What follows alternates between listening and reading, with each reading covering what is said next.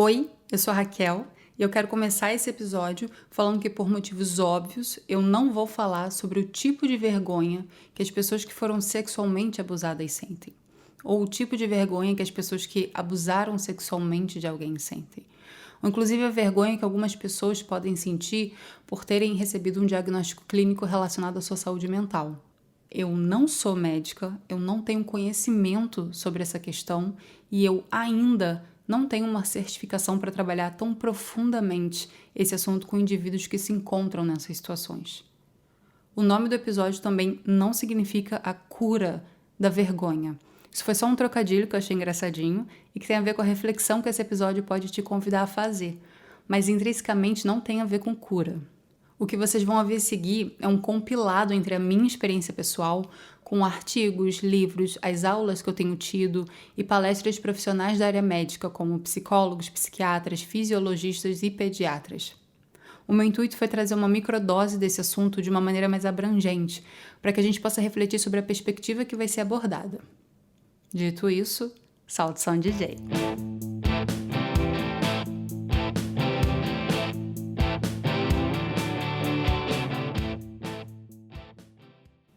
Se em algum momento você já sentiu vergonha de você como ser humano, ou de alguma atitude sua, ou de alguma situação em que você se encontrava, a microdose de hoje é por nós. Esse episódio é uma mini autobiografia não narrada na primeira pessoa. Eu queria te dizer que vergonha não é timidez.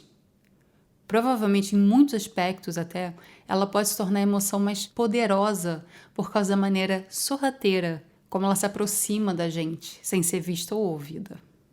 Ela acaba assumindo o nosso organismo por dentro e se conecta profundamente ao nosso sistema nervoso, significando o quê? Que dependendo de como ela foi instalada, ou então do que aconteceu para que ela fosse instalada, ou então ainda a forma como a gente lida com isso hoje em dia, essa vergonha tem grandes chances de também afetar o nosso sistema imune, que é impactado pelo nosso sistema nervoso. Para algumas pessoas, a vergonha é considerada a mais profunda das emoções aflitivas. É um sentimento que a gente vai fazer de tudo para evitar. Só que, infelizmente, o nosso medo ou a nossa vergonha permanente prejudica a nossa capacidade de ver a realidade. E que realidade seria essa? A realidade do impacto das nossas ações, então uma oportunidade de reparação, a realidade de que nós somos capazes, sim, de manter a autocompaixão através dos nossos momentos de dor, ou então a realidade de que a vergonha é um sentimento transitório e não é a essência de quem nós somos. Só que se tornou comum a gente interpretar a força da vergonha como um sinal de que nós somos maus, de que há algo intrinsecamente errado com a gente.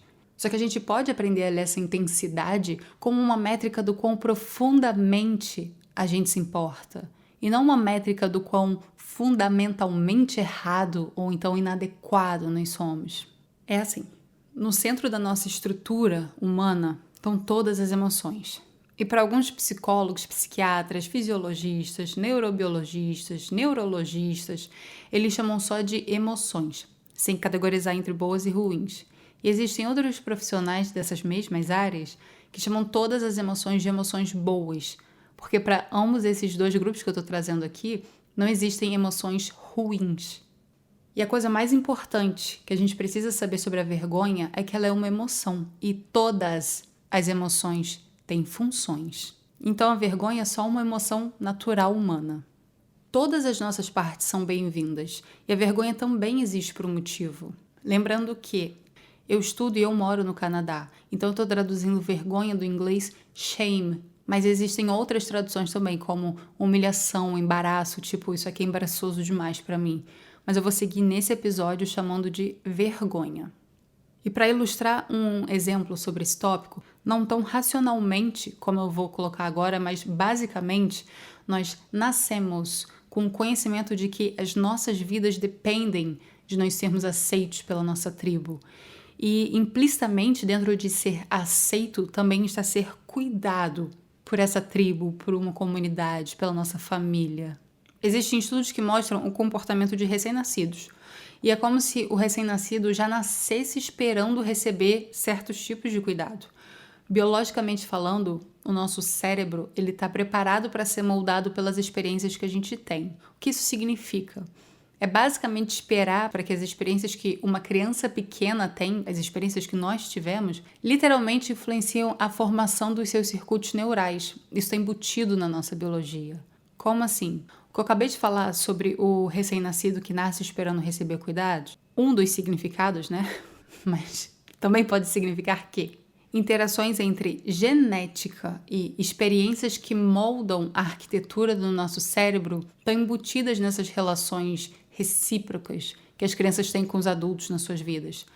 Tanto o desenvolvimento quanto o impacto da experiência no desenvolvimento é uma interação bate-volta. Por exemplo, o bebê interage com você, você interage com ele de volta.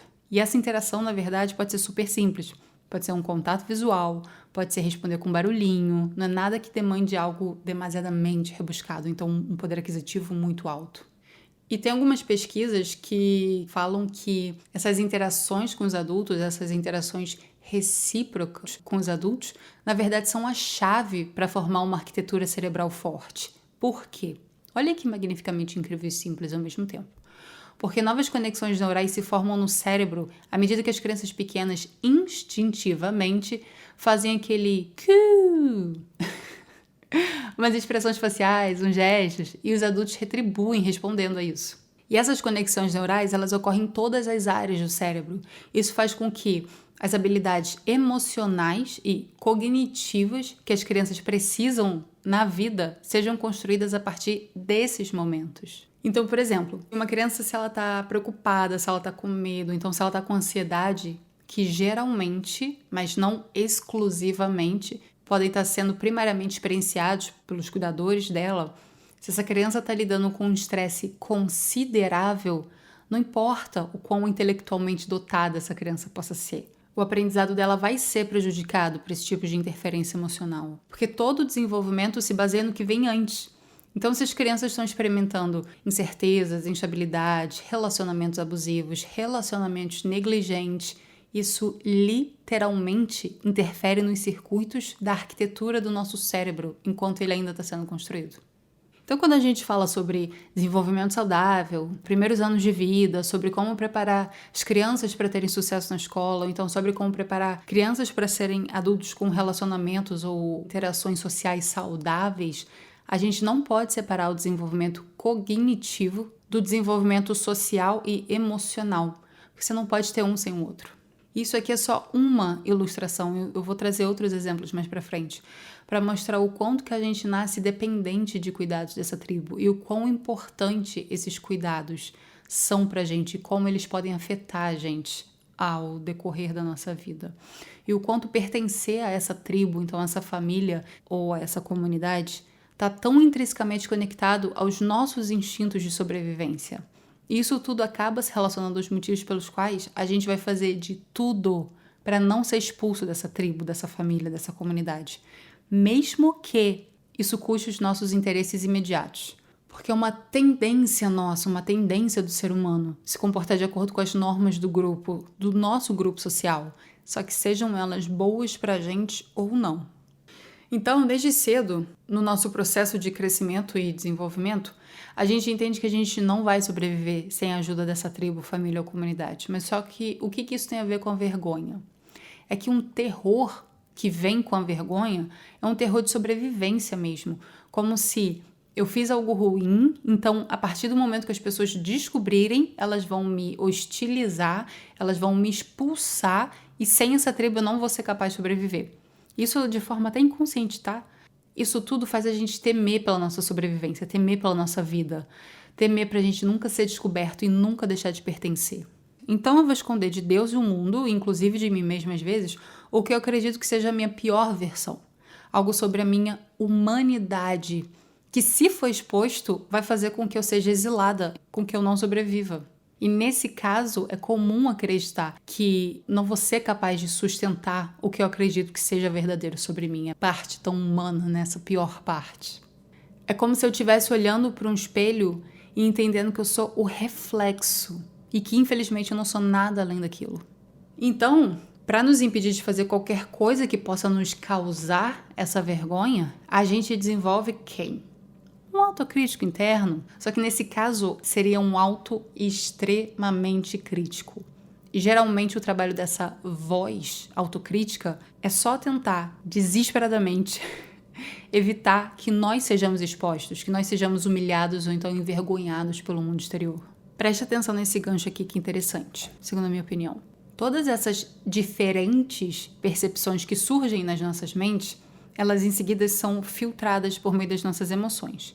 Tenta lembrar que o que você percebe do que você vê é exclusivo para você. E tudo que qualquer um de nós, como a gente vê e como a gente percebe, ouve, pensa, é baseado na nossa própria interpretação pessoal. Por exemplo, pega uma obra de arte impressionista. Eu vou significar de um jeito, tu vai significar de outro jeito, sendo que no final das contas a gente vai estar falando sobre exatamente a mesma obra. E vira e mexe durante o decorrer de um dia só, por exemplo, a gente esquece que o que e como a gente percebe a nossa experiência é um produto da nossa própria mente. Só que quando isso acontece, quando a gente esquece, a gente acaba se fixando em supostas percepções lá de fora, a percepção de outras pessoas, que a gente pode se convencer de que é a única percepção certa sobre alguma coisa, inclusive sobre nós mesmos. Para as pessoas que têm muita experiência com se sentir envergonhadas e com sentir vergonha desde criança em particular, é inclusive comum que a voz extremamente crítica pode muitas vezes assumir a voz do adulto responsável que essa criança teve, da figura de poder que essa pessoa teve enquanto crescia. E que em algum momento essa criança pode ter interpretado e internalizado, então, que esse adulto sentia vergonha dela, vergonha de quem ela era, ao invés do adulto só não estar concordando com a atitude que de repente estava sendo feita. E não faz parte mesmo da cognição da criança conseguir separar joio do trigo. Uma criança não tem como perceber e entender que ela não é o que ela faz, que o que está sendo chamado a atenção ali na hora não é quem intrinsecamente ela é. Por isso é tão importante a forma como as mensagens são transmitidas. E muitas pessoas chegam na vida adulta sem conseguir separar esse joio do trigo também. Sem conseguir separar a crítica em relação a alguma ação, a algum comportamento, de repente, de quem elas intrinsecamente são. Sem conseguir separar o mensageiro da mensagem. Inclusive, a forma como a gente fala com a gente, a forma como a gente fala com os outros, pode influenciar isso. Então, crescer com uma voz extremamente crítica e inflexível e sem habilidades para você reinterpretar essa crítica pode acabar reforçando a imaturidade da mensagem que essa voz traz. Porque em muitas situações a mensagem fica uma coisa muito: você é mau, você é um merda, um grande bosta, um grande inútil, e se você fizer outra coisa vai deixar tudo ainda pior. E a partir disso, a partir dessas mensagens, a gente vai criando o que algumas abordagens terapêuticas chamam de fardo da inutilidade. A vergonha é um fenômeno que pode acontecer em 3 partes. Não necessariamente em 3 partes, tá, gente? Eu tô apresentando aqui como em 3 partes. Tem um crítico extremo que diz que você é um merda. Tem uma parte mais imatura que acredita nisso. E normalmente existe uma parte que o trabalho principal vai ser fugir da sensação de se sentir envergonhado, humilhado. Só que nessa fuga, algumas vezes pode acabar acontecendo geralmente o oposto. Porque a pessoa pode acabar engajando em comportamentos extremos. Comportamentos que acabam trazendo ainda mais vergonha. Por exemplo, ficar bêbado e acabar agredindo alguém. Ou então sai, transa com geral e no dia seguinte acorda tipo: opa, não era bem isso. E vale reforçar aqui que nesse caso a motivação para fazer algo era justamente fugir desse sentimento de vergonha inicial. Vamos trazer a raiva como exemplo. A pessoa vai e fica pé da vida com alguém, virado no geral. Aí, a partir do momento que ela começa a sentir raiva e depois muita raiva, ela pode acabar se iludindo, se achando super poderosa. E nesse lugar de super poder, ela não se sente mais inútil.